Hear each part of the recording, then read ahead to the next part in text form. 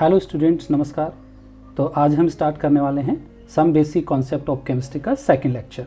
तो इस लेक्चर में हम डिस्कस करेंगे uncertainty in measurements, scientific notation, precision and accuracy, significant figures and उसके बाद देखेंगे dimensional analysis and law of chemical combinations. तो चलिए हम स्टार्ट करते हैं। सबसे पहले अनसर्टेनिटी इन दी मेजरमेंट्स। तो सबसे पहले हम ये बात कर लेते हैं कि अनसर्टेनिटी मेजरमेंट्स में क्यों आती है। करेक्ट। तो देखिए, many A time in the study of chemistry, one has to deal with experimental data as well as theoretical calculations। मतलब ये हुआ कि केमिस्ट्री में बहुत सारे हमको एक्सपेरिमेंटल कैलकुलेशंस करनी होती हैं और कुछ थियोरेटिकल कैलकुलेशंस करनी होती हैं। करेक्ट। तो there are meaningful ways to handle the numbers, convenient and present the data realistically with certainty to the extent possible. तो हमको जो डेटा रिप्रेजेंट करने होते हैं वो डेटा हमारे क्या होने चाहिए, रिलायबल होने चाहिए। करेक्ट। और वो ज़्यादातर एकदम करेक्ट होने चाहिए। तो इसके लिए जो है मेजरमेंट में अनसर्टेनिटीज आ जाती हैं। तो उस अनसर्टेनिटी को हम कैसे दूर कर सकते हैं। तो देखिए, इसके लिए साइंटिफिक नोटेशन आया। तो साइंटिफिक नोटेशन जो है वो इस प्रकार है। तो देखिए, साइंटिफिक नोटेशन का मतलब क्या है। तो this problem is solve by using scientific notation for such numbers. जैसे इसको हम रिप्रेजेंट करेंगे n into 10 raised to power n। ये हमारा साइंटिफिक नोटेशन है। करेक्ट। तो किसी भी नंबर को हम साइंटिफिक नोटेशन में रिप्रेजेंट करेंगे। इसका मतलब क्या है, जहाँ पर n का मीनिंग है, n एक डिजिट है, मैं लिख देता हूँ n इज डिजिट टर्म है। करेक्ट। और जिसकी वैल्यू जो है वो क्या रहेगी आपकी, बिटवीन 1 to 10 रहेगी। करेक्ट। तो आपको ये वैल्यू 1 to 10 में रखना है। करेक्ट। और n जो है वो आपका क्या है, एक्सपोनेंट है। करेक्ट। एक्सपोनेंट हैविंग, ये दोनों वैल्यू रख सकता है, हैविंग पॉजिटिव और नेगेटिव वैल्यू। करेक्ट। तो इसमें पॉजिटिव वैल्यू भी हो सकती है n की और नेगेटिव वैल्यू भी हो सकती है। करेक्ट। तो कुछ एग्जाम्पल ले लेते हैं जिससे हमको समझ में आ जाएगा। ठीक है। तो जैसे एग्जाम्पल लेते हैं, ये एक एग्जाम्पल है। मान लीजिए आपका एक एग्जाम्पल है 1 2 5 4 1 2 3 4। करेक्ट। इसको हमको साइंटिफिक नोटेशन में लिखना है। तो इसको हम साइंटिफिक नोटेशन में कैसे लिख सकते हैं। तो देखिए, आपका n का मतलब है 1 to 10 होना चाहिए। तो आपका जो डेसिमल पॉइंट है वो आपका कहाँ आ जाएगा। तो उस डेसिमल पॉइंट को आप कहाँ लेके जा सकते हो, उस डेसिमल पॉइंट को आप यहाँ ला सकते हो 1 और 2 के बीच में। करेक्ट। तो हमारी जो डिजिट जो हो जाएगी साइंटिफिक नोटेशन में वो होगी 1.254 इंटू 10 raised to 7 हो जाएगी। करेक्ट। सिमिलरली कुछ और एग्जाम्पल लेते हैं। जैसे एग्जाम्पल है 0.00456। इसको भी हमको साइंटिफिक नोटेशन में रिप्रेजेंट करना है। तो यहाँ पर भी डेसिमल आपका जो है 4 और 5 के बीच में आ जाएगा। मतलब इस डेसिमल को आप 4 और 5 के बीच में लेके जाओगे तो वो आपका साइंटिफिक नोटेशन में आ जाएगा। तो इसको हम क्या लिख सकते हैं, 4.56 इंटू 10 raised to -3 हो जाएगा। करेक्ट। सिमिलरली कुछ और वैल्यू भी ले लेते हैं। जैसे 232.508। करेक्ट।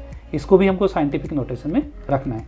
तो यहाँ पर भी हमारा जो डेसिमल है वो 2 और 3 के बीच में चला जाएगा। तो इसको साइंटिफिक नोटेशन में कैसे लिखेंगे, 2.32508 into 10 raised to power 2। Correct. Similarly 0.00016, इसको हम कैसे लिखेंगे, हमारा डेसिमल जो है 1 और 6 के बीच में चला जाएगा। तो 1.6 इंटू 10 raised to -4। तो ऐसे हम क्या कर सकते हैं कि साइंटिफिक नोटेशन में किसी भी डिजिट को रिप्रेजेंट कर सकते हैं। करेक्ट। तो ये करने से क्या होगा, ये करने से फ़ायदा ये हुआ कि हमारी जो एरर होती हैं डेटा में, मेजरमेंट में, जो हमारे साइंटिफिक एक्सपेरिमेंटल डेटा होते हैं या थ्योरेटिकल कैलकुलेशन होती हैं, तो उसमें एरर हैं हमारी, वो क्या हो जाती हैं, मिनिमाइज हो जाती हैं। करेक्ट। तो अभी हम देखते हैं कि साइंटिफिक नोटेशन का यूज़ कहाँ है। करेक्ट। तो साइंटिफिक नोटेशन को यूज़ करके हम मैथमेटिकली ऑपरेशंस कर सकते हैं। जैसे मल्टीप्लिकेशन एंड डिवीजन वो आसान हो जाता है। करेक्ट। एंड एडिशन और सब्ट्रैक्शन भी क्या हो जाता है, आसान हो जाता है। तो अभी हम देखते हैं mathematical operation of scientific notation. तो देखिए, mathematical operations, mathematical operations of scientific notation, scientific notations. तो सबसे पहले देखिए मैथमेटिकल ऑपरेशन में हम क्या कर सकते हैं। देखिए हम ये कैलकुलेट कर सकते हैं mathematic operation, mathematical operations of scientific notations. ठीक है, तो कौन कौन से मैथमेटिकल जो एक्सप्रेशन है वो हम कर सकते हैं। पहला जो है multiplication and division, multiplication and division, correct. तो ये हम कर सकते हैं, जिससे हमारा साइंटिफिक नोटेशन में रखने से हमारा मल्टीप्लिकेशन और डिवीजन क्या हो जाता है, आसान हो जाता है, करेक्ट। तो यहाँ पर कुछ एग्जाम्पल ले लेते हैं, ठीक है।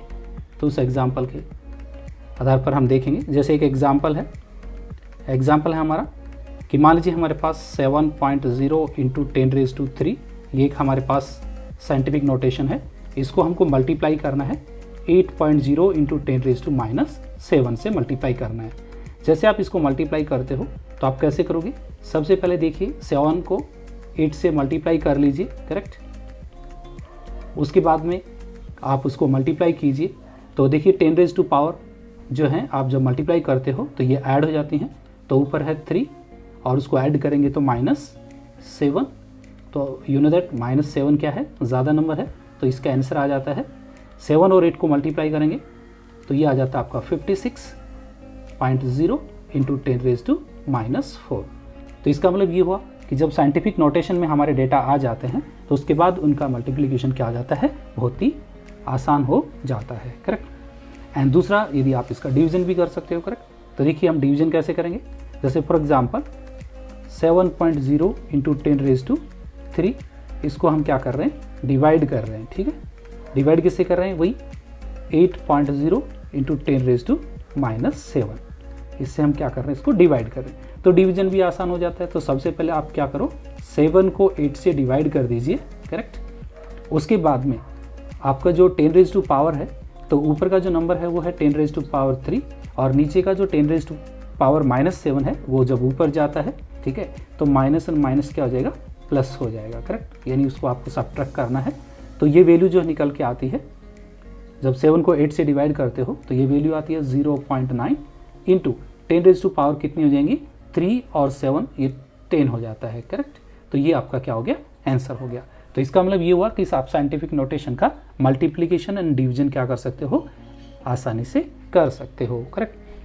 उसके बाद हम कर सकते हैं एडिशन और सब्ट्रैक्शन, करेक्ट। तो कुछ एग्जांपल एडिशन और सब्ट्रैक्शन के भी देख लेते हैं। तो देखिए एडिशन एंड सब्ट्रैक्शन, ठीक है। तो साइंटिफिक नोटेशन का एडिशन और सब्ट्रैक्शन भी क्या है, इजीली किया जा सकता है, करेक्ट। तो देखिए हम कुछ एग्जांपल लेते हैं, एक एडिशन का लेते हैं, एक सब्ट्रैक्शन का एग्जांपल ले लेते हैं, करेक्ट। तो देखिए एग्जांपल जैसे 5 × 10⁻³ है, करेक्ट। इसको हमको क्या करना है, ऐड करना है किसी साइंटिफिक नोटेशन के साथ 8 × 10⁵, करेक्ट। तो इसको कैसे ऐड कर सकते हो, तो देखिए 5 × 10⁸ और 8 × 10⁵ है, तो इनकी दोनों की पावर क्या कर लेते हैं, सेम कर लेते हैं। यानी 10⁵ को भी 10⁻³ में हम रिप्रेजेंट करेंगे, तो पावर जो है वो कॉमन कर लेते हैं। तो देखिए क्या हो जाएगा, हमारा पावर जब कॉमन करेंगे तो ये हो जाता है 5 × 10⁻³ और दूसरे वाले वैल्यू को जो प्लस में हम ऐड कर सकते हैं वो कर सकते हैं 800 × 10⁻³ ऐसे इसको लिख सकते हैं। तो देखिए 10⁻³ इनमें दोनों में कॉमन है, करेक्ट। तो हम क्या करेंगे, पहले 5 को 800 के साथ में क्या करेंगे, ऐड कर देंगे। तो इतना आ जाएगा 5 + 800, करेक्ट। इनको ऐड करेंगे और इंटू 10⁻³ क्या करेंगे, 3 करेंगे। तो इसका आंसर कितना आ जाएगा, 805, ठीक है। तो ये वैल्यू आ जाती है हमारी 805। तो 805 हम यहाँ से क्या करेंगे, इंटू क्या हो जाएगा हमारा 805 × 10⁻³ 3 हमारा क्या हो जाएगा, आंसर हो जाएगा। करेक्ट। तो ऐसे हम क्या कर सकते हैं, साइंटिफिक नोटेशन का क्या कर सकते हैं, एडिशन कर सकते हैं इजीली, सब्ट्रैक्शन कर सकते हैं इजीली, और डिवीजन और मल्टीप्लिकेशन भी इजीली कर सकते हैं। तो इसलिए साइंटिफिक नोटेशन काफ़ी इंपॉर्टेंट होते हैं आपके एक्सपेरिमेंटल डाटा मेजरमेंट के लिए as well as theoretical calculation के लिए। ओके, अभी आता है आपका rule for limiting the result of mathematical operations. Correct. तो इसके लिए क्या रूल्स हैं। करेक्ट। तो रूल ये है आपके इसके मैथमेटिकल जब ऑपरेशन करते हो तो if the right most digit to be remove more than 5 the preceding number is increase by 1। Correct. मतलब ये रूल है राउंडिंग ऑफ के, जब आप रिजल्ट रिप्रेजेंट करते हो तो कहाँ तक आपके जो डेटा हैं वो मतलब रिलायबल हैं, तो उसके लिए हमको करना पड़ता है राउंडिंग ऑफ। तो मैं आपको बता देता हूँ कुछ राउंडिंग ऑफ के कुछ रूल्स हैं। करेक्ट। अभी हम देखते हैं rules for limiting the results. Correct. Limiting the result of mathematical operation.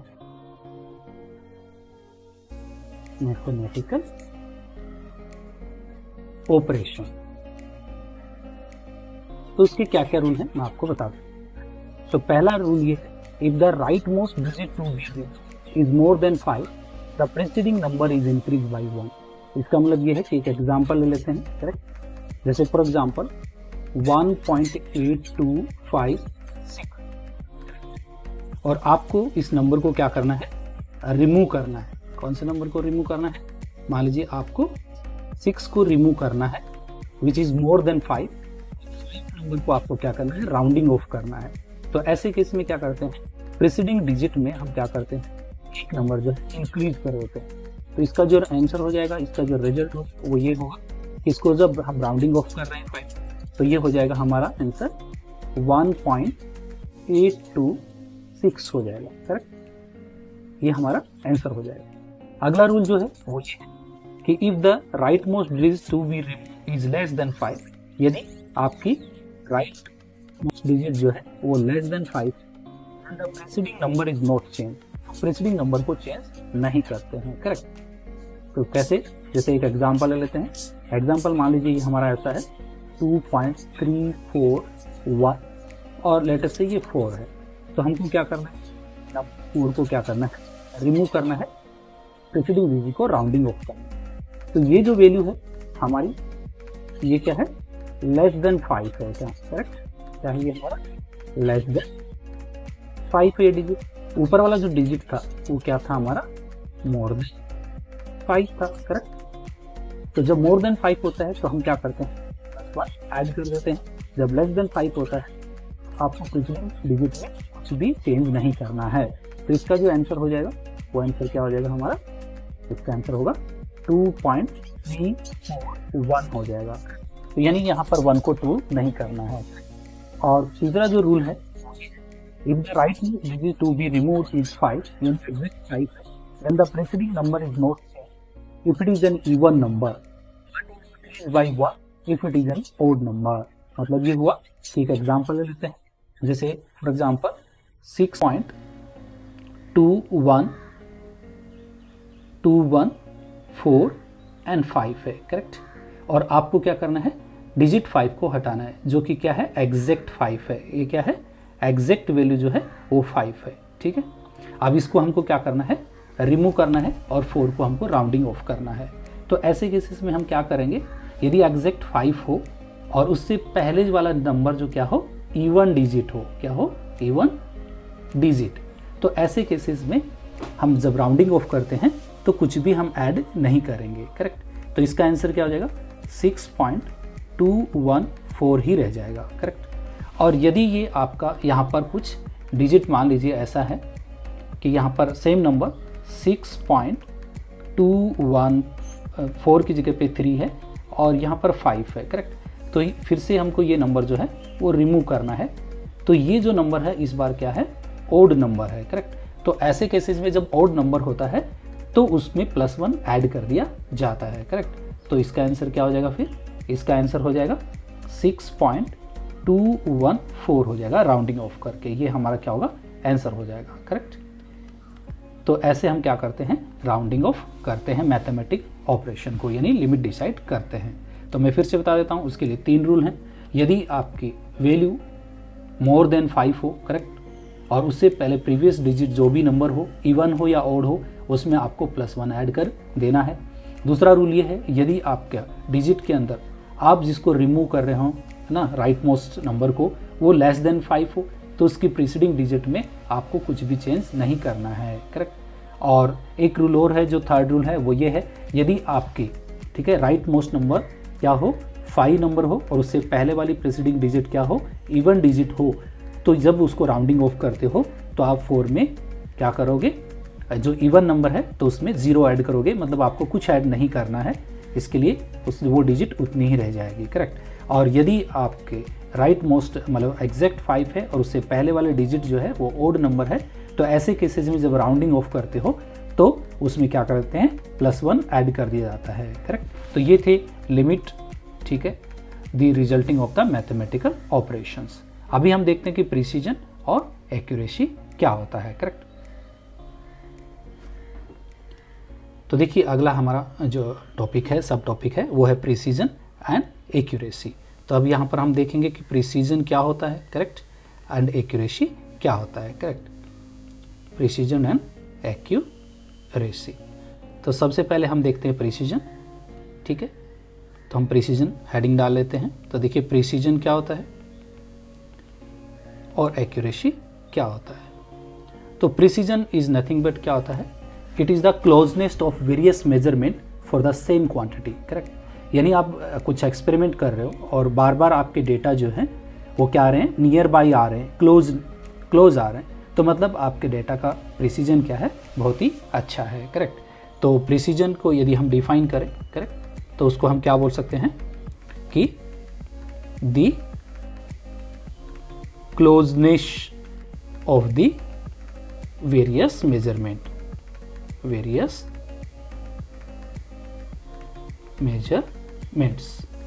तो closeness of the various measurement for the same quantity, correct. ये हमेशा याद रखना, for the same quantity, correct. तो उसको हम क्या बोलते हैं, प्रिसीजन बोलते हैं, करेक्ट। मतलब प्रिसीजन का अब यदि आप डिफाइन करो, ठीक है, तो प्रिसीजन इज नथिंग बट क्या होता है, देखिए प्रिसीजन इज इक्वल टू होता है individual value minus mean value, correct. तो अरिथमेटिक मीन लेते हैं, तो अरिथमेटिक मीन वैल्यू, करेक्ट। तो इन दोनों का क्या है, ये डिफरेंस है, करेक्ट। तो ये है आपका प्रिसीजन। सिमिलरली हम एक्यूरेसी देखेंगे। तो एक्यूरेसी क्या होता है, तो देखिए एक्यूरेसी क्या है, एक्यूरेसी, करेक्ट। तो एक्यूरेसी इज नथिंग बट क्या है, accuracy is the agreement of particular value to the true value of the result. और आप ये भी बोल सकते हो कि accuracy is nothing but it is the difference between mean value and true value, correct. तो एक्यूरेसी क्या है, एक्यूरेसी इज इक्वल टू होता है आपकी mean value minus true value, mean value minus true value, correct. तो कुछ example ले लेते हैं जिसमें हम इन दोनों को ही एक्सप्लेन करेंगे, प्रिसीजन और एक्यूरेसी। तो चलिए एक एग्जांपल ले लेते हैं। ये हमारा एक एग्जांपल है। तो देखिए इस एग्जांपल में ये दिया गया है कि ट्रू वैल्यू इस रिजल्ट का क्या है, आपको बता देता हूँ। तो यहाँ पर इस एग्जांपल में ट्रू वैल्यू जो आपको दिया गया है वो है, मान लीजिए 2 ग्राम है, करेक्ट। 2 ग्राम जो है हमारा क्या है, ट्रू वैल्यू आना चाहिए, करेक्ट। और हमारे पास 3 स्टूडेंट है जिनको मेजरमेंट के लिए कहा गया है। तो वो एक्सपेरिमेंट करते हैं और उनकी जो मेजरमेंट रीडिंग जो है वो इस तरीके से आती है। मैं यहाँ पर लिख देता हूँ। मान लीजिए हमारे पास स्टूडेंट ए जो है उसकी 2 रीडिंग है, यानी ये फर्स्ट रीडिंग है और ये उसकी सेकंड रीडिंग है। फर्स्ट रीडिंग जो उसकी आती है वो आती है 1.95 एंड उसकी सेकंड रीडिंग जो आती है वो है 1.93, करेक्ट। एंड स्टूडेंट हमारा बी, देखिए स्टूडेंट बी है, उसके जो डेटा है वो इस तरीके से हैं। फर्स्ट रीडिंग है 1.94 और सेकंड रीडिंग है 2.05 एंड हमारा जो थर्ड स्टूडेंट है यानी स्टूडेंट सी, करेक्ट, तो वो भी हम लिख देते हैं स्टूडेंट सी है, उसके जो डेटा है वो है आपके 2.01 ग्राम, करेक्ट, एंड दूसरा है 1.99 ग्राम, करेक्ट। तो इस डेटा से हमको क्या मिला है, करेक्ट। तो देखिए इस डेटा से हमको ये मिल रहा है, देखिए हम फर्स्ट डेटा देख रहे हैं कि हमारी जो ट्रू वैल्यू है वो थी आपकी 2 ग्राम, करेक्ट, जो कि आपकी क्या है थ्योरेटिकल वैल्यू है यानी ट्रू वैल्यू है। स्टूडेंट 1 की जो रिजल्ट आ रहे हैं वो रिजल्ट हैं आपके 1.95 और 1.93, मतलब ये 2 ग्राम से का है काफ़ी फार हैं, करेक्ट। तो इसका मतलब है कि ये रिजल्ट ये बता रहे हैं कि ये आपसे क्लोज भी नहीं है आपके ट्रू वैल्यू के, करेक्ट, बहुत दूर है, और ये एक दूसरे के पास भी नहीं है, करेक्ट। तो the value are precise as they are close to each other but not accurate, क्योंकि 1.95 और 1.93 में ज़्यादा फर्क नहीं है। तो यहाँ पर क्या है प्रिसाइज है, तो आप लिखेंगे यहाँ पर precise but not accurate, correct, accurate.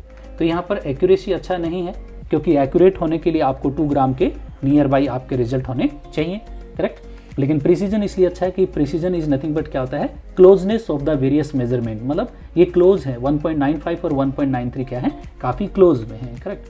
अब स्टूडेंट 2 को देखते हैं उसके डेटा कितने हैं। तो यहाँ पर देखिए यहाँ पर क्या है, यहाँ पर 1.94 और 2.05 ये काफ़ी फार है, मतलब ये नियर बाई नहीं है, मतलब यहाँ पर प्रिसीजन तो है नहीं, करेक्ट।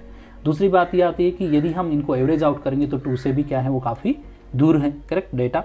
तो इसका मतलब ये हो गया कि ये रिजल्ट ऐसे हैं नाइदर प्रिसाइज और नॉर एक्यूरेट। तो आप लिखोगे यहाँ पर neither precise nor accurate, correct. तो यहाँ पर आपके जो डेटा है न तो प्रिसाइज है और न ही आपके क्या है एक्यूरेट डेटा अवेलेबल हैं, करेक्ट।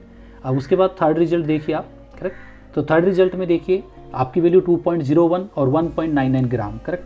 तो मतलब यहाँ पर क्या है आपकी क्लोजनेस तो है ही है, तो मतलब यहाँ पर आपकी प्रिसीजन बहुत अच्छी है, करेक्ट। और जब इसको आप एवरेज आउट करते हो तो वैल्यू भी आपकी 2 के करीब आ जाती है, मतलब आपकी एक्यूरेसी भी यहाँ पर क्या है मेंटेन है, करेक्ट। तो यहाँ पर क्या होगा बोथ डेटा क्या है आपके प्रिसाइज भी हैं, प्रिसाइज एंड क्या है एक्यूरेट भी है, करेक्ट। तो यहाँ पर आपकी दोनों चीज़ें जो हैं वो वैलिड हैं, करेक्ट। तो यहाँ पर तो मैं फिर से बता देता हूँ कि प्रिसीजन एंड एक्यूरेसी क्या है। तो प्रिसीजन इज नथिंग बट क्या है the closeness of the various measurement for the same quantity, और एक्यूरेसी इज नथिंग बट क्या होता है it is the difference between the true value and mean value, correct.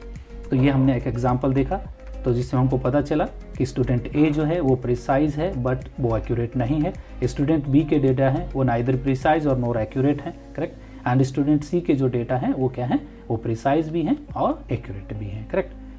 तो ऐसा ज़रूरी नहीं है कि जिसकी प्रिसीजन अच्छा हो उसकी एक्यूरेसी भी अच्छी हो, ये कोई ज़रूरी नहीं है, करेक्ट। उसके बाद देखते हैं सिग्निफिकेंट फिगर्स।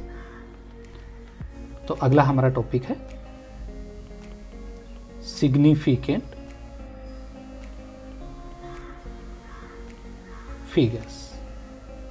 तो देखिए सिग्निफिकेंट फिगर्स क्यों इंपॉर्टेंट है, करेक्ट। तो सबसे पहले तो हम इसके बारे में बात करेंगे कि सिग्निफिकेंट फिगर का मतलब क्या है। तो देखिए significant figures are meaningful digits which are known with certainty, तो उसको हम क्या बोलते हैं सिग्निफिकेंट फिगर्स कहते हैं, करेक्ट।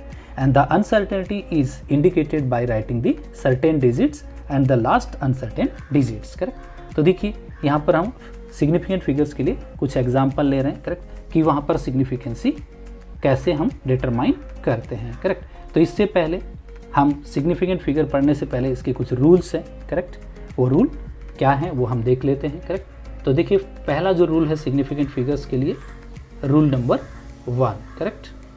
तो रूल नंबर 1 ये बताता है कि ऑल नॉन ज़ीरो डिजिट्स जो होती हैं, मैं यहाँ पर लिख देता हूँ all non zero digits are significants, correct. तो सिग्निफिकेंट, तो ये हमारा पहला रूल है कि जितनी भी नॉन ज़ीरो डिजिट्स होंगी सभी की सभी क्या होंगी सिग्निफिकेंट्स होंगी, करेक्ट। कुछ एग्जांपल ले लेते हैं साथ में, करेक्ट, तो पता चल जाता है कि देखिए जैसे एग्जांपल है नॉन ज़ीरो डिजिट्स हैं, करेक्ट। तो नॉन ज़ीरो डिजिट्स मीन्स जैसे 2, 8, 5, करेक्ट, 32, करेक्ट, क्लियर हो गया। एंड 1, 2, 4, 8 ये सभी नॉन जीरो डिजिट्स हैं, तो इसमें सभी जो फिगर जो हैं वो क्या होंगे, सिग्निफिकेंट फिगर्स होंगे। करेक्ट। तो अब कितने फिगर, तो पहले डिजिट में देखिए कितने सिग्निफिकेंट फिगर्स हैं, मतलब आपका ये वैल्यू भी सिग्निफिकेंट है, 8 भी सिग्निफिकेंट है एंड 5 भी क्या है, सिग्निफिकेंट है। तो यहाँ पर 3 सिग्निफिकेंट फिगर्स होंगे। करेक्ट, इसका आंसर ये होगा। एंड दूसरे वाले में देखिए 3 भी सिग्निफिकेंट है और यहाँ पर 2 भी सिग्निफिकेंट है, तो यहाँ पर 2 सिग्निफिकेंट फिगर्स होंगे। करेक्ट, ठीक। और नंबर 1 2 4 8, यहाँ पर जो 4 नंबर जो दिए गए डिजिट, ये चारों के चारों क्या हैं, सिग्निफिकेंट है। 1 भी सिग्निफिकेंट है, 2 भी सिग्निफिकेंट है, 4 भी सिग्निफिकेंट है और 8 भी क्या है, सिग्निफिकेंट। तो यहाँ पर सिग्निफिकेंट फिगर्स कितना होगा, 4 होगा। तो ये पहला रूल था, all non zero digits are क्या होती हैं, सिग्निफिकेंट होती हैं। करेक्ट। उसके बाद रूल नंबर 2 देखेंगे अभी। करेक्ट, देखिए रूल नंबर 2, रूल नंबर 2। तो रूल नंबर 2 जो है वो ये बताता है कि zero proceeding to first non zero digits are not significants, मतलब zero proceeding to first non zero digit are not significant. Correct. मतलब यहां पर हम देखते हैं, एक एग्जांपल लेते हैं। करेक्ट, लेकिन such zero indicate the position of decimal point. जैसे फॉर एग्जांपल, यहां पर भी हम एग्जांपल ले लेते हैं। जैसे फॉर एग्जांपल 0.03, ये एक एग्जांपल है। करेक्ट, तो इसमें कितने सिग्निफिकेंट फिगर होंगे। करेक्ट, तो यहाँ पर देखिए ये जो स्टार्टिंग की जो 2 जीरो जो आ रहे हैं, करेक्ट, यानी 0.00, ये दोनों सिग्निफिकेंट नहीं है, ओनली आपका डिजिट क्या है, सिग्निफिकेंट है। तो ओनली 3 जो नंबर है वो आपका क्या है, सिग्निफिकेंट ओनली। तो यहाँ पर आपका सिग्निफिकेंट फिगर जो है ओनली 1 होगा इस केस में। करेक्ट। दूसरा एक एग्जांपल ले लेते हैं। दूसरा एग्जांपल है, मान लीजिए ऐसा आ रहा है 0.0052, ये एक नंबर है। तो इसमें भी आपके जो प्रोसीडिंग डिजिट्स जो हैं, मतलब 0.00, ये सिग्निफिकेंट में नहीं होंगे, ओनली 5 और 2 क्या है, आपके सिग्निफिकेंट फिगर्स में आएंगे। ठीक है, तो यहाँ पर भी सिग्निफिकेंट फिगर कितना होगा, तो देखिए 5 जो है वो सिग्निफिकेंट फिगर है, 2 भी क्या है, सिग्निफिकेंट फिगर है। तो यहाँ पर जो सिग्निफिकेंट फिगर होगा वो आपका कितना होगा, 2 होगा। करेक्ट। तो ये जो था रूल नंबर 2 है कि zero proceeding to first non zero digits are not significants. Correct. And rule number 3 जो है सिग्निफिकेंट फिगर्स के लिए, वो है ये रूल नंबर 3। करेक्ट। तो रूल नंबर 3 ये बताता है कि zero between 2 non zero digits are significant. Correct. तो मतलब इसमें क्या लिखना है हमको कि zero between 2 non zero digits are significant. Correct, significant होंगे वो। करेक्ट। जैसे यहाँ पर कुछ एग्जांपल लेते हैं।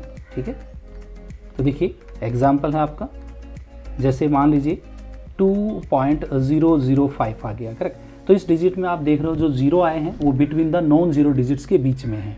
करेक्ट। तो यहाँ पर सभी की सभी जो जीरोज हैं वो सिग्निफिकेंट हो जाते हैं। करेक्ट। तो यहाँ पर ये 2 भी क्या है, सिग्निफिकेंट फिगर है, ये जीरो भी सिग्निफिकेंट में आता है, ये जीरो भी सिग्निफिकेंट हो जाएगा और ये डिजिट नंबर 5 भी सिग्निफिकेंट हो जाएगा। तो यहाँ पर सिग्निफिकेंट फिगर्स आप चेक करोगे तो यहाँ पर 4 सिग्निफिकेंट फिगर्स आएंगे। करेक्ट। तो ये रूल नंबर 3 हुआ। अब अगला रूल जो है वो रूल नंबर 4 एंड 5। करेक्ट। तो देखिए रूल नंबर 4, तो देखिए 4th रूल जो है सिग्निफिकेंट फिगर के लिए वो ये है। तो ये है, जीरो एट द एंड और right of a number are significant provided they are on the right side of the decimal point. Correct. तो मैं आपको लिख देता हूं कि zero at the end of end और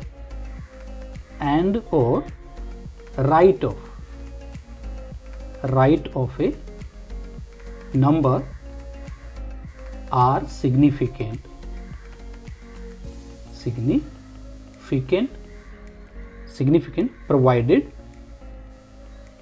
provided they are on right side of the right side of the decimal point, decimal point, correct. तो यहाँ पर एक एग्जांपल ले लेते हैं हम, ठीक है, तो उससे हमको समझ में आ जाएगा। तो देखिए एक एग्जांपल है, एग्जांपल ये है कि आपने 0.200 लिया, करेक्ट। तो यहाँ पर आप देखोगे कि 0 से प्रोसीडिंग हुआ है हमारा रिजल्ट, लेकिन आपके राइट साइड में 2 0 हैं लेकिन डेसिमल के बाद हैं, करेक्ट। तो ये सभी के सभी क्या होंगे, सिग्निफिकेंट होंगे। मतलब यहाँ पर ये 2 नंबर है, ये भी आपका सिग्निफिकेंट है, ये 0 भी सिग्निफिकेंट है और ये 0 भी आपका क्या है, सिग्निफिकेंट है। तो यहाँ पर सिग्निफिकेंट फिगर कितने होंगे, 3 होंगे, करेक्ट। नेक्स्ट आप दूसरा एक एग्जांपल ले लेते हैं, करेक्ट, कि उसके सिग्निफिकेंट कितने होंगे। जैसे अगला एग्जांपल है कि 100, करेक्ट। ये एक एग्जांपल था, ये एग्जांपल नंबर 2 है, ठीक है। तो 100, इसमें कितने सिग्निफिकेंट फिगर होंगे। मतलब इस नंबर को आप देखोगे कि डेसिमल नहीं है, तो इसका मतलब ये हुआ कि राइट साइड के जो दोनों 0 जो हैं वो आपके सिग्निफिकेंट नहीं हैं। तो यहाँ पर ओनली सिंगल जो डिजिट्स है आपका, ये डिजिट्स है, वही ओनली आपका क्या है, सिग्निफिकेंट फिगर्स में आएगा। तो यहाँ पर सिग्निफिकेंट फिगर्स कितना होगा, ओनली 1 होगा। मतलब इस डेटा को आप ऐसे भी लिख सकते थे कि 1 × 10⁻² लिख सकते हो, करेक्ट। तो 1 × 10⁻² का मतलब ये हो गया कि यहाँ पर ओनली 1 डिजिट जो है वही सिग्निफिकेंट है। तो 100 के लिए सिग्निफिकेंट फिगर कितना होगा, 1 होगा, करेक्ट। एंड लास्ट जो रूल है इसका सिग्निफिकेंट फिगर का, वो है रूल नंबर 5। रूल नंबर 5, तो रूल नंबर 5 ये बताता है कि exact numbers have an infinite number of significant figure. यानी आपके पास एग्जैक्ट कोई नंबर है तो इनफाइनाइट सिग्निफिकेंट आपके क्या होंगे, फिगर्स होंगे। तो मैं लिख देता हूँ, exact number have an infinite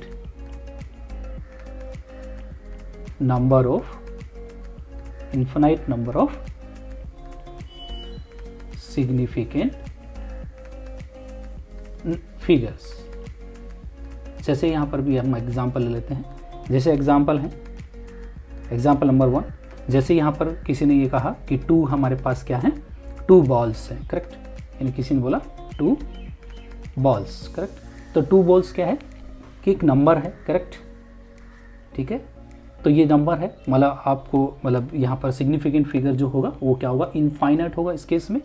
similarly example number यदि हम 2 देखें, ठीक है, मान लीजिए किसी ने बोला 20 क्या है, एग्स हैं, करेक्ट। तो ये क्या है, एग्जैक्ट नंबर है, करेक्ट। तो एग्जैक्ट नंबर के लिए आपके इनफाइनाइट नंबर ऑफ क्या होंगे, सिग्निफिकेंट फिगर्स होंगे, करेक्ट। यानी आप 2 को क्या लिख सकते हो, करेक्ट। तो 2 को आप ऐसे भी लिख सकते हो ना कि जैसे 2.0000 कितना भी 0 आप लगा सकते हो, करेक्ट। तो ये सारे के सारे क्या होंगे, सिग्निफिकेंट में आएगा। तो यहाँ पर इनफाइनाइट सिग्निफिकेंट नंबर होगा, करेक्ट। और 20 के केस में भी आप इसको 20.0000 कितने भी आप लिख सकते हो, करेक्ट। तो ऐसे केसेस में क्या होगा, जब एग्जैक्ट नंबर होता है तो सिग्निफिकेंट फिगर्स क्या होगा, आपका इनफाइनाइट सिग्निफिकेंट फिगर्स होंगे, करेक्ट। अब बात आती है कि सिग्निफिकेंट फिगर का भी क्या इंपॉर्टेंस है।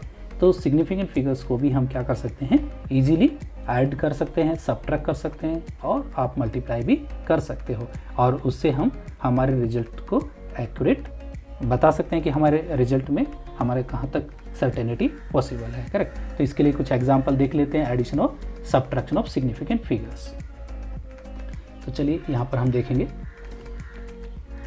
Addition and subtraction, addition and subtraction of significant figures, correct. तो देखिए यहाँ पर एडिशन और सबट्रैक्शन हम देखते हैं, करेक्ट। तो चलिए कुछ हमारे पास एक रिजल्ट है, जैसे फॉर एग्जांपल कुछ नंबर ऐड करना है। मैं एग्जांपल ले लेता हूँ, जैसे 12.11, इसमें हमको 18.0 ऐड करना है, 18.0, करेक्ट। और उसके अंदर एक डिजिट और ऐड कर देते हैं, 1.012, करेक्ट। इसको हमको क्या करना है, ऐड करना है। ऐड करने के बाद जो हमारा जो रिजल्ट आ रहा है वो ये आ रहा है 221.31, मतलब हमारे रिजल्ट आ रहे हैं 31.122। तो देखिए यहाँ पर हमने देखा कि सबसे कम जो नंबर है सिग्निफिकेंट फिगर्स में, डिजिट्स में, तो देखिए डेसिमल के बाद एक पॉइंट है 0, उसके बाद ऊपर वाले में 2 हैं, नीचे एक 0 है और नीचे वाले में 3 है। तो ऐसे केसेस में जब आप अपने रिजल्ट प्रोड्यूस करोगे, करेक्ट, तो आपको जो लोवेस्ट सिग्निफिकेंट फिगर्स है वही आपको रिजल्ट में मेंशन करना है। तो यहाँ पर आपको आगे के दो जो 2 जो लिखे हुए हैं उनको लिखने की ज़रूरत नहीं है। तो जब आप रिजल्ट प्रोड्यूस करोगे तो आप इस नंबर को कैसे रिप्रेजेंट करोगे, ओनली 31.1 तक ही आप रिप्रेजेंट करोगे। करेक्ट, मतलब क्या हुआ कि 18.0 has only 1 digit after the decimal point and the result should be reported only up to 1 digit after the decimal point which is 31.1। Correct, तो ऐसे आप क्या कर सकते हो, सिग्निफिकेंट फिगर को ऐड कर सकते हो, सब्ट्रैक्ट भी कर सकते हो। लेकिन आपके रिजल्ट में आपको जो क्या होना चाहिए, मतलब मिनिमम जो सिग्निफिकेंट फिगर होंगे, करेक्ट, डेसिमल के बाद में वहाँ तक आपको रिजल्ट जो है आपको प्रोड्यूस करना है। करेक्ट, ऐसे आप क्या कर सकते हो, मल्टीप्लिकेशन और डिवीजन भी कर सकते हो। तो यहाँ पर कुछ एग्जाम्पल देख लेते हैं, जैसे मल्टीप्लिकेशन एंड डिवीजन। करेक्ट, तो यहाँ पर एक एग्जाम्पल लेते हैं मल्टीप्लिकेशन एंड डिवीजन का भी। तो देखिए एक एग्जाम्पल है मल्टीप्लिकेशन एंड डिवीजन। मान लीजिए एक नंबर को हमको मल्टीप्लाई करना है 2.5, एग्जाम्पल है 2.5 इंटू 1.25। करेक्ट, इसको आप मल्टीप्लाई कर रहे हो तो आपका आंसर आता है 3.125 आता है। करेक्ट, तो यहाँ पर देखिए 2.5 के अंदर क्या है, 2 सिग्निफिकेंट फिगर्स हैं।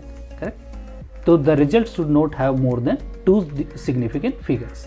तो मतलब आपके रिजल्ट में भी आपके 2 सिग्निफिकेंट फिगर होने चाहिए। तो आपका जो रिजल्ट जो आया है 3.125, तो आपको इस रिजल्ट को ओनली क्या लिख सकते हो, 3.1 तक ही आपको रिड्यूस करना है। करेक्ट, क्लियर हो गया।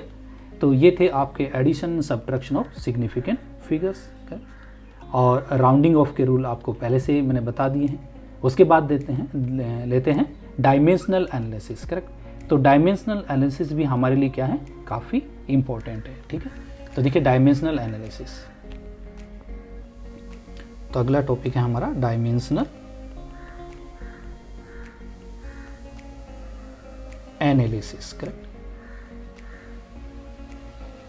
डायमेंशनल, तो ये क्यों ज़रूरत है मतलब इसकी, तो देखिए often while calculating there is a need to convert units from one system to another. मतलब जब हम बहुत सारा कैलकुलेशन करते हैं तो हमको यूनिट जो है कन्वर्जन करनी होती है। करेक्ट, तो इसके लिए हमको यूनिट, इसका डायमेंशनल एनालिसिस का दूसरा नाम है, इसको यूनिट फैक्टर मेथड भी बोलते हैं। करेक्ट, यूनिट फैक्टर मेथड, और इसको लेवल मेथड भी बोलते हैं, फैक्टर लेवल मेथड। करेक्ट, तो आप इसको कुछ भी कह सकते हैं। करेक्ट, जैसे एग्जांपल लेता हूँ, जैसे यहाँ पर एक एग्जांपल लेते हैं, उससे हम इसको प्रूव करेंगे।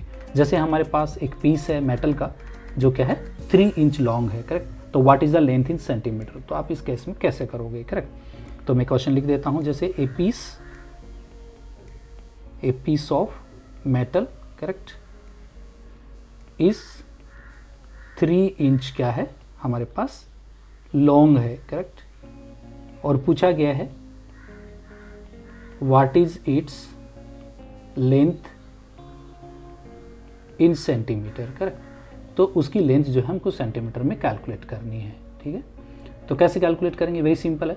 तो यूनिट फैक्टर और जो है आपका डायमेंशनल एनालिसिस वो क्या होता है, तो सबसे पहले आपको ये रिलेशन याद रहना चाहिए कि देखिए 1 इंच जो होता है आपका 1 इंच इज इक्वल टू होता है 2.54 सेंटीमीटर। कर तो इसको आप कैसे लिख सकते हो, मतलब डायमेंशनल एनालिसिस में, तो मैं आपको राइट साइड में बताता हूँ। इसको डायमेंशनल एनालिसिस में ऐसे लिखा जाता है कि 1 इंच ऊपर लिखेंगे और डिवाइड बाई क्या करेंगे 2.54 सेंटीमीटर लिखेंगे, या फिर आप इसको ऐसे लिख सकते हो 2.54 सेंटीमीटर डिवाइड बाई क्या लिख सकते हो 1 इंच लिख सकते हो। करेक्ट, और ये दोनों ही क्या होते हैं 1 होते हैं, इसके लिए इसको यूनिट फैक्टर कहा गया है। करेक्ट, तो ये फॉर्मूला यहाँ पर हम ऐड करेंगे। तो देखिए इस कैलकुलेशन में आप कैसे प्रोसीड करोगे, तो प्रोसीड करने का तरीका ये है कि इसमें जो आपको कैलकुलेट करना है, मान लीजिए आपको सेंटीमीटर कैलकुलेट करना है, तो आपका सेंटीमीटर वाली जो वैल्यू है वो ऊपर होनी चाहिए। मतलब आपके राइट साइड का जो है 2.54 सेंटीमीटर डिवाइड बाई 1 इंच, ये वाला फैक्टर आपको लेना है, और जो भी आपको इंच दिया है उसको मल्टीप्लाई कर देना है।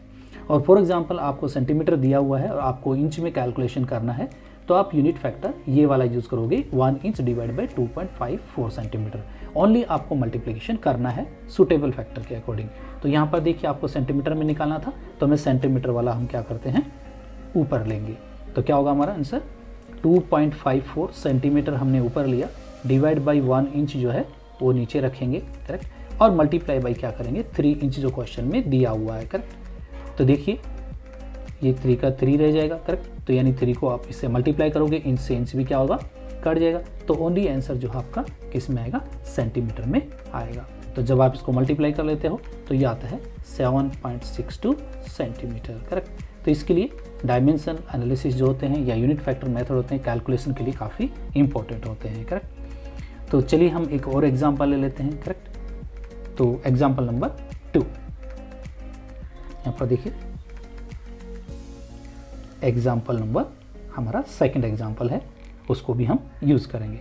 जैसे फॉर एग्जांपल यहाँ पर जो दिया गया है वो ये है, ए जग है, correct. A jug contains 2 litre of milk, जिसमें 2 लीटर जो है मिल्क है, एंड कैलकुलेट दी वॉल्यूम, यहाँ पर हमको वॉल्यूम कैलकुलेट करना है of the milk in metre cube, correct. उसको मीटर क्यूब में कैलकुलेट करना है, ठीक है। और ये हमको पता है कि since 1 litre is equal to कितना होता है 1000 सेंटीमीटर क्यूब होता है, and 1 metre is equal to हमको पता है 100 सेंटीमीटर होता है, करेक्ट, विच गिव्स, करेक्ट। तो ये हमको क्या मिलेगा, करेक्ट। तो देखिए, तो इसके लिए यूनिट फैक्टर जो हम ये लिख सकते हैं कि इसका यूनिट फैक्टर क्या होगा।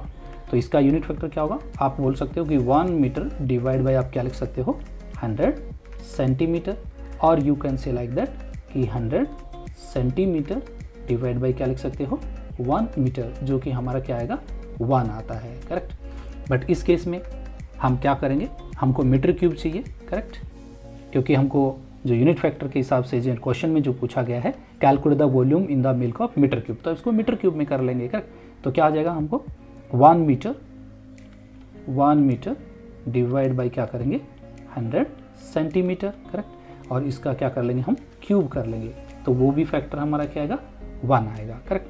तो नाउ 2 लीटर में कितना होगा, तो 2 लीटर में पूछा गया कितना मीटर क्यूब होगा, करेक्ट। तो नाउ क्या होगा, now 2 litre is equal to कितना हो जाएगा, जो भी आपका फैक्टर है उसको हम 2 से क्या करेंगे मल्टीप्लाई कर देंगे, यानी 2 इंटू 1000 क्या आ जाएगा आपका सेंटीमीटर क्यूब आ जाएगा, करेक्ट। तो ये आपका क्या हो गया आंसर हो गया। तो इसी हिसाब से अभी मान लीजिए एक एग्जांपल और ले लेते हैं कि यूनिट फैक्टर और कहाँ काम आता है, ठीक है। तो एक एग्जांपल और है, एग्जांपल नंबर 3। तो देखिए यहाँ पर भी क्या करना है, क्वेश्चन है how many seconds are there in 2 days, correct, 2 days. तो आपको 2 डेज में कितनी सेकेंड्स होती हैं वो निकालना है, करेक्ट।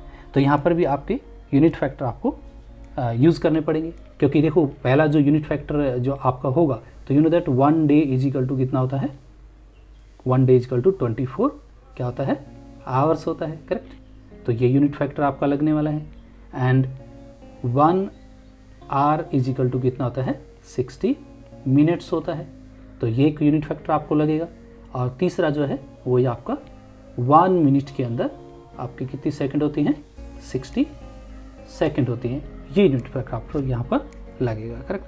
तो आपको 2 डेज को कन्वर्ट करना है, तो आप कैसे कैसे इसको मल्टीप्लाई करेंगे, तो देखिए इसका सॉल्यूशन ये होगा, इस तरीके से इसको हम सोल्व कर लेंगे। तो देखिए सॉल्यूशन क्या होगा हमारा, हमको चाहिए सेकंड, तो सेकंड वाला जो पार्ट है वो हमारा ऊपर होना चाहिए, मतलब क्या करना है 2 डेज होगा हमारा इंटू 24 आवर्स ऊपर रखना है, डिवाइड बाई 1 डे नीचे रखना है, क्योंकि डेज यदि हम नीचे रखेंगे तो ये डे से डे हमारा क्या होगा कैंसिल आउट हो जाएगा। अभी आवर्स भी हमारा क्या होना चाहिए कैंसिल होना चाहिए, तो इसको क्या करेंगे 24 आवर्स जो है, ठीक है, तो 24 आवर्स हो गया, करेक्ट, 1 डे हो गया। अभी इसको क्या करेंगे, इसको हमको इसमें कन्वर्ट करना है, अभी 1 आवर को मिनट्स में, तो क्या होगा 60 मिनट्स होगा हमारा ऊपर, डिवाइड बाई क्या होगा 1r हमारा क्या होगा नीचे होगा, करेक्ट। तो r से r भी हमारा क्या होगा कैंसिल आउट हो जाएगा। फिर हमको सेकंड भी चाहिए, तो फिर से क्या होगा 60 सेकंड डिवाइड बाई क्या होगा 1 मिनट्स होगा, करेक्ट। तो फिर से हमारा मिनट से मिनट क्या हो जाएगा कैंसिल्ड आउट हो जाएगा। तो ऐसे हमारे डेज भी कैंसिल्ड आउट हो जाएंगे, हमारे आवर्स भी कैंसिल्ड आउट हो जाएंगे, हमारे मिनट्स भी कैंसिल्ड आउट हो जाएंगे, और टोटल जब इसको हम कैलकुलेट करेंगे तो ये आ जाता है हमारा 172,800 सेकेंड्स आता है, करेक्ट। तो इस तरीके से डायमेंशन एनालिसिस जो होते हैं वो हमारी यूनिट कन्वर्जन के लिए काफ़ी इंपॉर्टेंट होते हैं, करेक्ट। एंड आज का जो हम लास्ट टॉपिक अभी लेंगे वो है हमारा law of chemical combinations, correct. तो देखिए law of chemical combinations, laws of chemical combinations, तो ये काफ़ी इंपॉर्टेंट है laws of chemical combinations, correct. तो देखिए लॉज ऑफ केमिकल कॉम्बिनेशंस, तो इसमें हम कितने टाइप के जो लॉ पढ़ेंगे वो देखिए। मतलब ये हुआ कि लॉ ऑफ केमिकल कॉम्बिनेशन का मतलब क्या है, the combination of element to form compound is governed by the following 5 basic law, correct. तो इसमें 5 बेसिक लॉ हैं जो हम पढ़ने वाले हैं।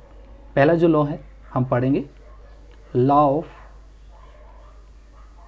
Conservation of mass, conservation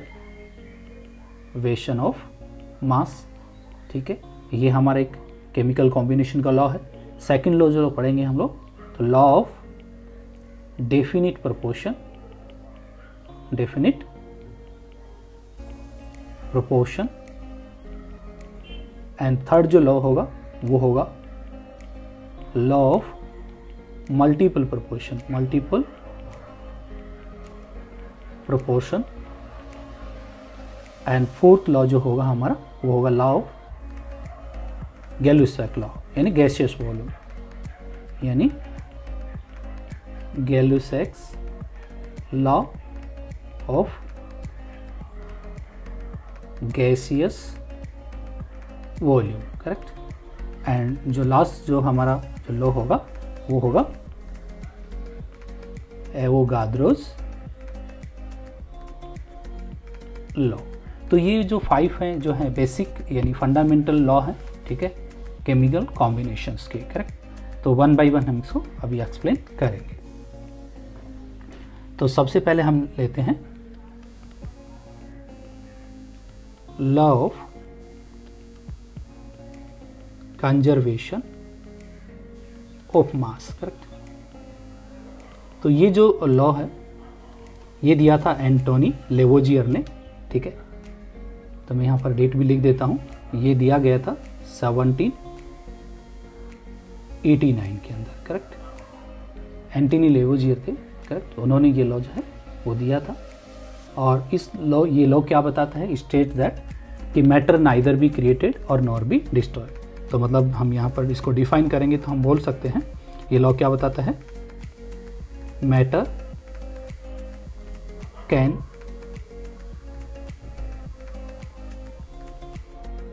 neither be created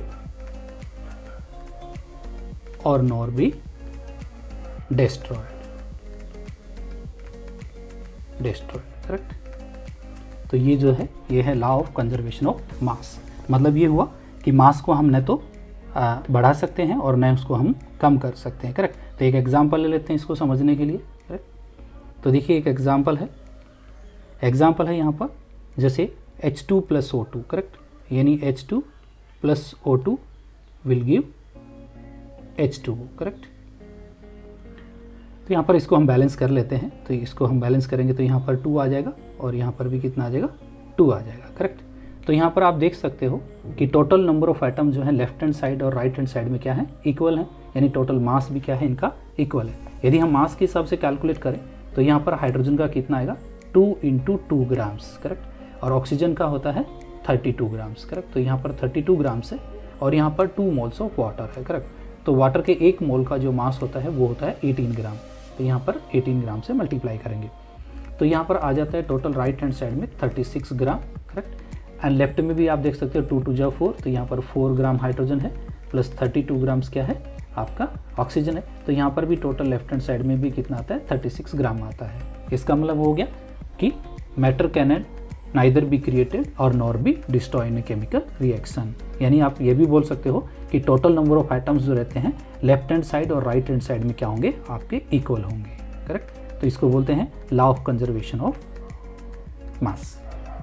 उसके बाद जो अगला लॉ आता है वो आता है लॉ ऑफ डेफिनेट प्रोपोर्शंस। तो अगला लॉ है लॉ नंबर 2, यानी लॉ ऑफ डेफिनेट प्रोपोर्शन। तो देखिए ये जो लॉ है ये जोसेफ प्राउस्ट ने दिया था। करेक्ट। और अकॉर्डिंग टू दिस लॉ, यहाँ पर इसको भी लिख देता हूँ, a given compound always contain a given compound always contains exactly the same proportion of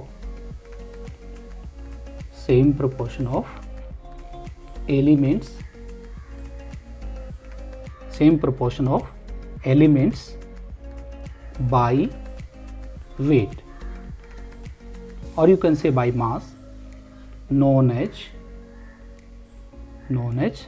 law of definite proportion. Law of definite proportion। ठीक है। तो ये था लॉ ऑफ डेफिनेट प्रोपोर्शन। इसका मीनिंग क्या है मैं आपको यहाँ पर बताता हूँ एक एग्जाम्पल लेकर के। एग्जाम्पल जैसे फॉर एग्जाम्पल सबसे पहले हम यहाँ पर वाटर का ही एग्जाम्पल ले लेते हैं।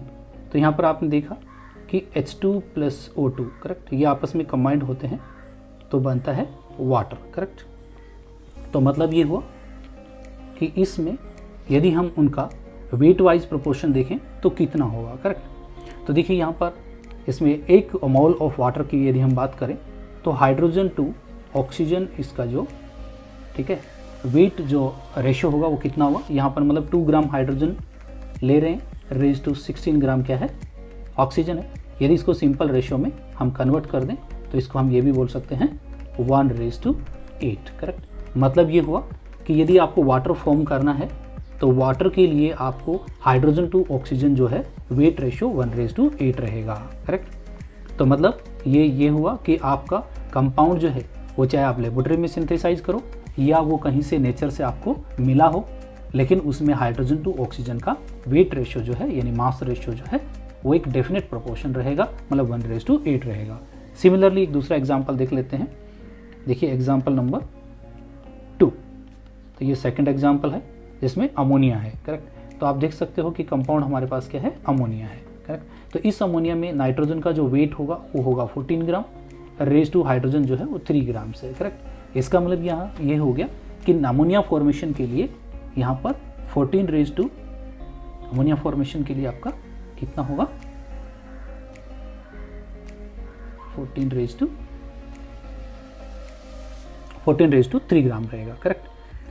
तो इसका मतलब ये हुआ कि ये अमोनिया के फॉर्मेशन के लिए ये भी क्या है, कंडीशन जरूरी है कि नाइट्रोजन उसमें बाई वेट कितना होना चाहिए, 14 ग्राम होना चाहिए, और आपका हाइड्रोजन का जो वेट है वो कितना होना चाहिए, 3 ग्राम होना चाहिए। ठीक है। तो ये था आपका law of definite proportions. And उसके बाद जो अगला लॉ आता है वो है law of multiple proportions. Law of multiple proportion. तो देखिए ये जो लॉ है लॉ ऑफ मल्टीपल प्रोपोर्शन, ये जॉन डाल्टन ने दिया था। करेक्ट। और इसके अकॉर्डिंग क्या होता है कि if the 2 element combine to form more than 1 compound, the masses of one element that combined with the fixed mass of the other element is in the constant proportions। Correct. यानी मैं वापस आपको बता देता हूं according to this law. Correct. तो देखिए मैं यहाँ पर लिख देता हूँ the law of multiple proportion. तो according to this law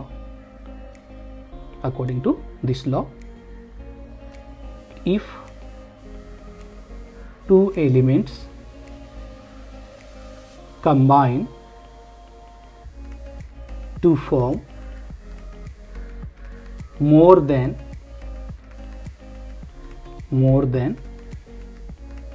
one compound,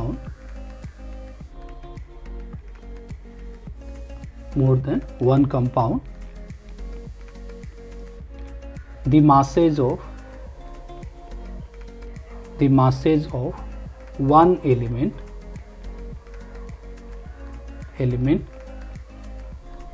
that combine with fixed mass of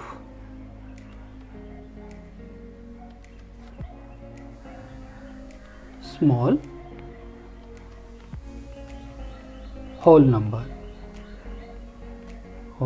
number, ठीक है। और ये जो है जॉन डाल्टन ने दिया था 1803 के अंदर। जैसे मैं फॉर एग्जांपल लेता हूँ, करेक्ट, तो एग्जांपल से इसको समझेंगे। देखिए एग्जांपल है, फॉर एग्जांपल यानी H2 एंड O2 आपस में कंबाइंड होकर के क्या बनाते हैं, वाटर फॉर्म करते हैं, करेक्ट।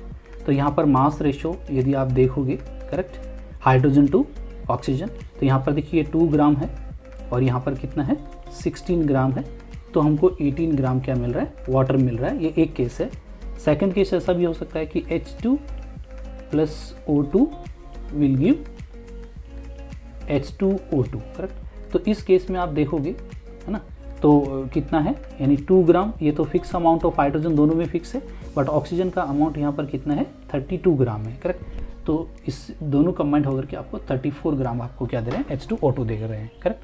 तो यहाँ पर देखिए मासेज ऑफ ऑक्सीजन जो है, मासेज ऑफ ऑक्सीजन जो कि फिक्स अमाउंट ऑफ हाइड्रोजन के साथ में रिएक्शन कर रहा है, वो है आपका फर्स्ट रिएक्शन में 16 और सेकंड रिएक्शन में क्या है 32 है, करेक्ट। तो ये बोल रहा है कि ये जो होगा आपका एक फिक्स मास जो होगा वो एक सिंपल रेशियो में रहेगा, यानी एक सिंपल रेशियो में इसको कन्वर्ट करेंगे तो ये कितना आ रहा है 1:2 रहेगा, करेक्ट। तो ये लॉ यही बताता है कि लॉ ऑफ मल्टीपल प्रोपोर्शन का मतलब क्या है, if the two element combine to form more than one compound the masses of one element that combined with the fix mass of small whole number, correct. तो ये यहाँ पर ये है law of multiple proportions, correct. उसके बाद जो अगला लॉ आता है वो है आपका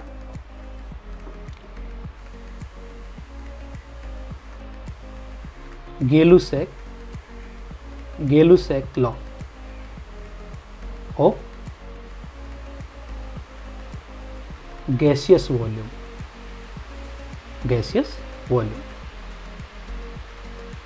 तो ये हमारा अगला लॉ है, करेक्ट।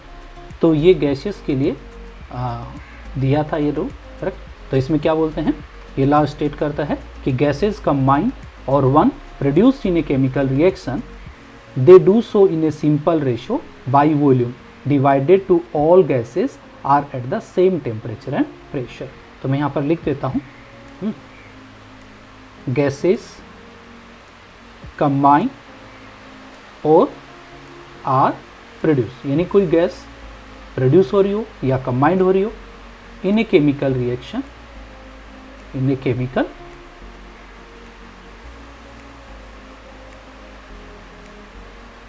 chemical reaction,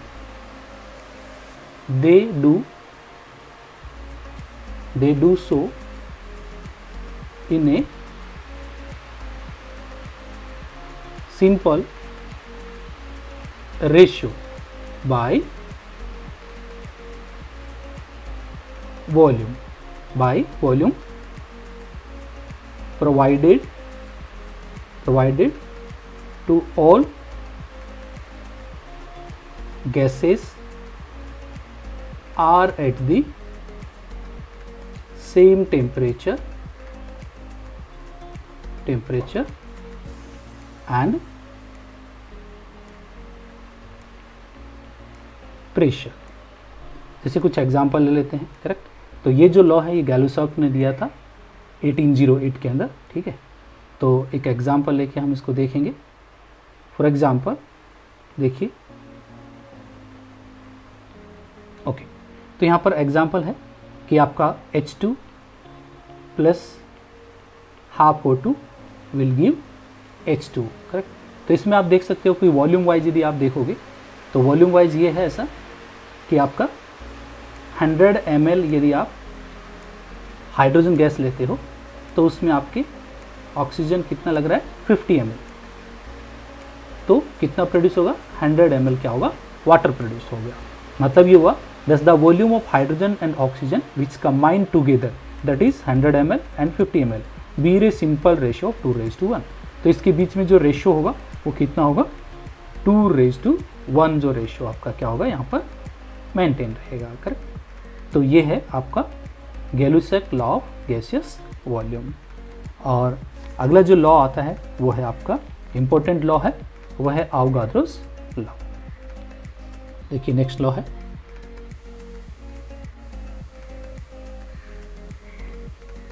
अवोगाद्रोस law. तो देखिए अवोगाद्रोस लॉ है, ठीक है, वो ये बताता है कि equal volume of gases at same temperature and pressure should contain equal number of molecules. मतलब equal volume of gases at same temperature and pressure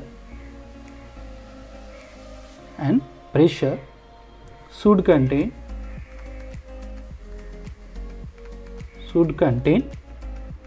equal number of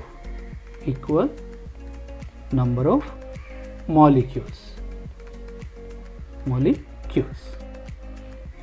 तो ये है अवोगाद्रोस लॉ। जैसे ही कुछ एग्जांपल लेते हैं, करेक्ट। तो हम ये भी बोल सकते हैं कि equal volume of gases at same temperature and pressure should contain equal number of moles.